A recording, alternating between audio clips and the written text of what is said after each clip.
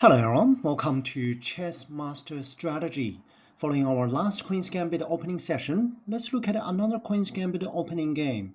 This game, played in 1969 in Moscow between the Belarus chess legend Grandmaster Lev Polugaevsky and the world champion Grandmaster Mikhail Tal. In this astonishing game, Lev Polugaevsky played exactly as Mikhail Tal's style, made two beautiful sacrifices, eventually led Mikhail Tal's resignation.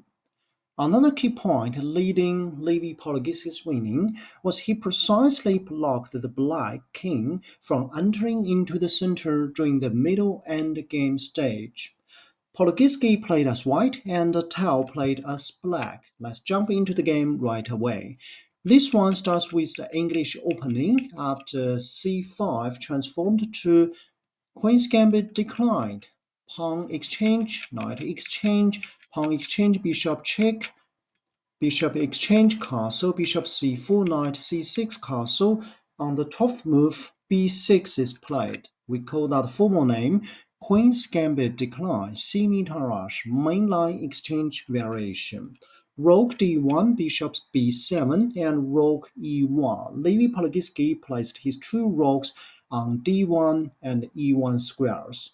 On the other hand, instead of waiting for the white d pawn advance, Mikhail Tal proactively placed his knight on a5 square, trying to kick the bishop away. Bishop got two options. One is to move forward to b5, controlling this diagonal, also preventing the rook from entering into e8 square. On the other hand, in the actual game, Lev Polugaevsky played as bishop d3. Very powerful response, trying to control this diagonal, also potentially targeting h7 squares. Rook c8. Controlling this open file C, and more importantly, is to support this square C4, where the knight can locate on here and try to kick this queen away. Also, the next move would possibly be getting to here and gonna targeting this one with a fork. D5 and ED. Now, instead of making exchange, Lev Polugaevsky advanced his E pawn to E5. This is a very beautiful pawn sacrifice. The question now we have is, can this one become a passing pawn? Let's wait and see. So now there are a couple of variations could play or considered by Mikhail Tal. First is this one, d4. And if knight takes that one, black queen cannot take that one because there's gonna be a discovered attack with a check, and the queen gonna capture the black queen. But black queen can move to here. Queen move to here, rook gets to here. After several moves, you can see knight gets to here, check, another check. White is in better of position. And another possible variation could be h6, and queen can get to f4, knight c6, trying to do the defense, and the queen moves to here, threatening the checkmate. If you jump the pawn, queen can move backward, making this pawn vulnerable. If king wants to protect that one, h4, h5, knight can get to g5, put more pressure, queen gets to e7. This is also wonderful position for the white side. And what about if he tries to make this one? Actually, this one effectively gives some spaces for his opponent. So queen can get to here, h6, queen e7, and knight can get to g5, threatening the checkmate. If you jump up the pawn exchange, white is in winning position. And let's try another one, which could be f6. And instead of making a change, pawn can make it a once. Now this is a passing pawn. Knight gets to here, try to block this one from keep advancing. And the queen can move to f4. Knight gets to here, knight stationed in here. The next move could be in here. If you want to do the exchange with a knight, that's okay. Queen can gets to here and threatening the checkmate. Why I say checkmate? Because Here, white has another pawn. And also this square controlled by the white side as well. This is also powerful situation for the white side as well. Now, in the actual game, after e5, knight played a c4. Now, queen stay away from the knight, gets to f4, and knight jump to b2. Now, you can pause the video and think about it. What are you going to play if you are on the white side? Okay, the natural response could be rook to d2. If knight takes the bishop, rook can take that one. And after several moves, okay, not bad position for the white side. And in the actual game, Lev Polugaevsky played a second astonishing sacrifice, which is bishop takes the h7 pawn. King takes the bishop, knight goes to g5, check. And then what are you gonna do? Think about it. You have to calculate very, very carefully. If you play the king to g8, which could be a natural response, queen can easily get to h7.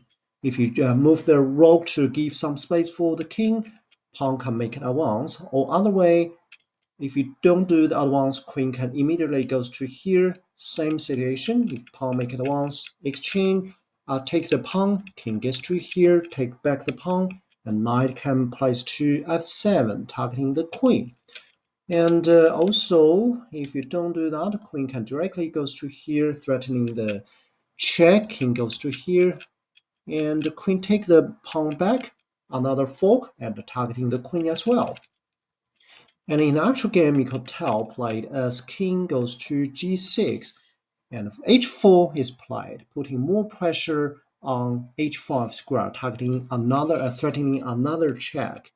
And the best move, which in actual game played, is rook c4, now doing the counter attack against the queen. If black played this one, and the rook can easily go to here, block the path for the black rook, and also stay away from the knight. And if queen goes to here, rook can move to here, preparing for rank 3. If knight gets to here, and pawn can make it once. Winning position for white side. And in the actual game, Mikhail Tal played as rook c4. Pawn advance again. Be really careful. If you take that one, what's going to happen? A check, another check, another check, and checkmate. So Mikhail Tal played as king h6. Knight gets to here, damaging the pawn structure for the black side. Also, the question remember we had is this pawn going to be a passing one? Now the answer is yes, and it's a check. King gets to h7, another check. King gets to g8. Now 2 versus 1, targeting f7 knight. Pawn advance 2 versus 2. Queen moves to f6. Can we accept this exchange offer? Yes, certainly. The reason is after exchange, we have the second passing pawn. Very powerful situation for the white side. Rook d2, trying to get the material back because white just sacrificed one bishop on the h7 square.